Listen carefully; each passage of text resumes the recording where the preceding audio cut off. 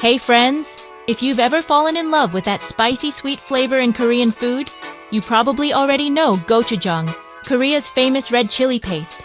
But here's a secret. Not all Gochujang is created equal.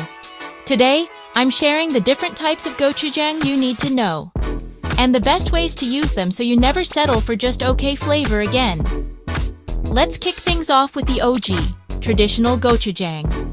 This is the deep fermented stuff your Korean grandma loves. It's made with chili powder, glutinous rice, fermented soybeans, and salt. The result? A thick, complex paste bursting with umami, heat, and just enough sweetness.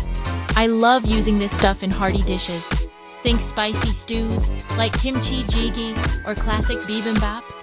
It melts into sauces and soups, giving them that crave-worthy depth you just can't fake.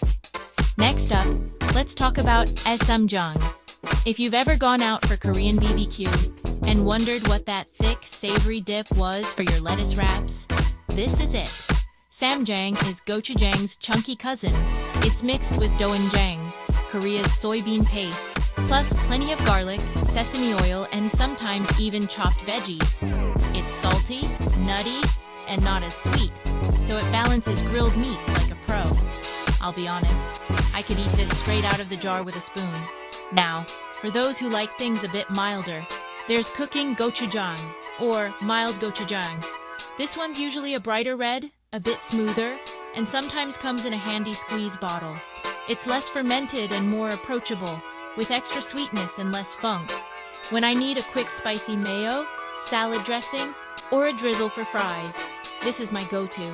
It's like Gochujang on training wheels, perfect for beginners or anyone in a hurry. And finally, don't sleep on the special blends. Gochujang with chunks of garlic, sesame seeds, or even perilla leaves mixed in. These add extra texture and flavor, making them awesome as a dip or spread when you want something a bit more interesting. So the next time you're cruising down the international aisle or at your local Asian market, check out the different Gochujang options. From bold and funky to sweet and spreadable, there's a type for every dish and every mood. Which one are you excited to try first?